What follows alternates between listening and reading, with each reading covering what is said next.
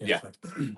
I want to ask about kind of the way you set up. And obviously in the first leg, it was more of a three-man midfield. And then last week we saw kind of Matt in possession. It looked like he played wider, but then also was able to get back and kind of put bodies in midfield. What did you like about that shape, and how do you think it worked, and what you've talked about just wanting to keep Miami wide?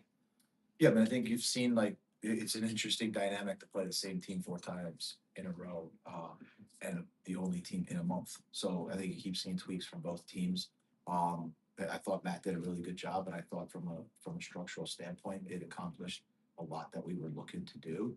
Uh, and whether it's in possession with the ball, find certain opportunities to disorganize them, and then out of possession, trying to make sure that we remain compact and I would say, as good in structure as we can for long periods of time. And then just kind of looking at the way, I guess, all the last three games have played out, it felt like tensions have been pretty high, and there have been a lot of kind of guys going at it. How do you've talked about wanting to toe the line, but not step over that? How do you kind of try to keep your guys focused on that in this game when it feels like tensions are already high going into it?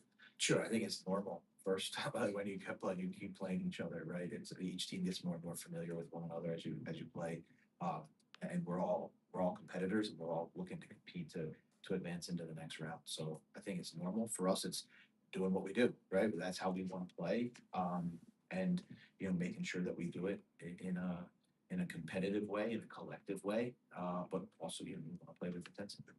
I'll go Belair, then Claudio. With Suarez being suspended for the next game, how do you approach that any differently going to it? Yeah, of course. I mean, that's he's a big piece for them in what they do.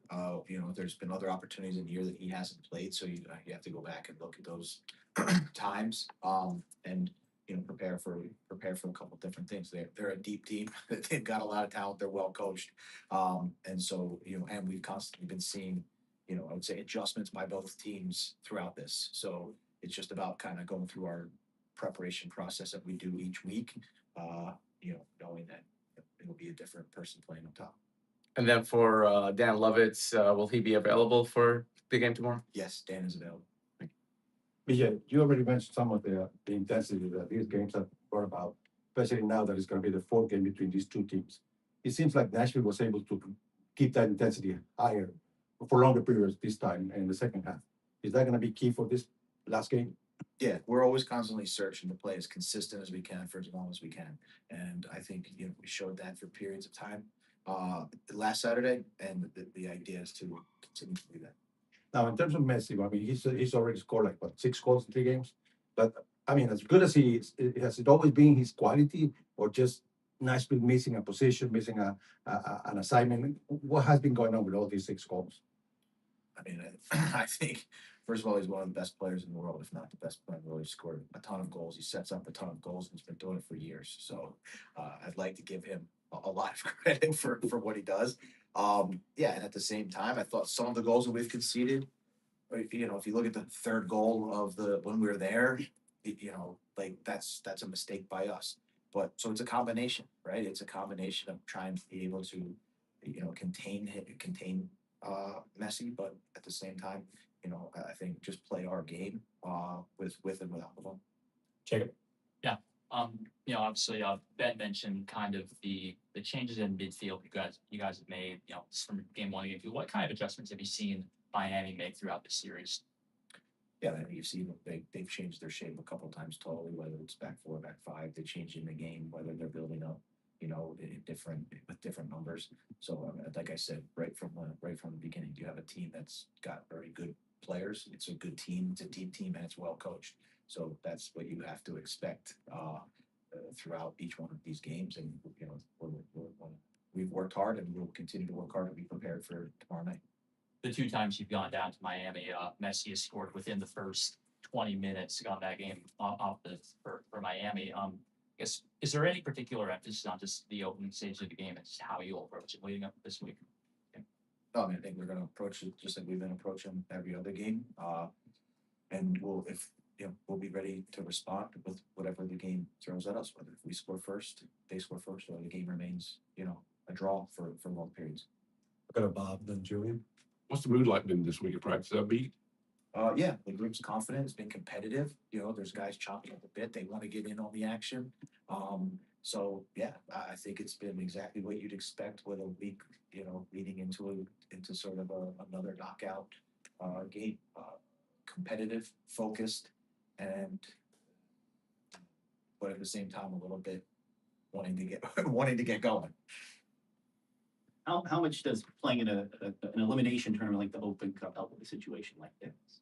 I think it's a tremendous amount of experience. I think this is, if I count correctly, the 6th game. This will be the 7th game of what you would call knockout soccer. And so for us, we rely on our experience, we rely on our leadership, all of those things. And I think throughout those 6 games, we've been faced with lots of different scenarios that can happen in the game.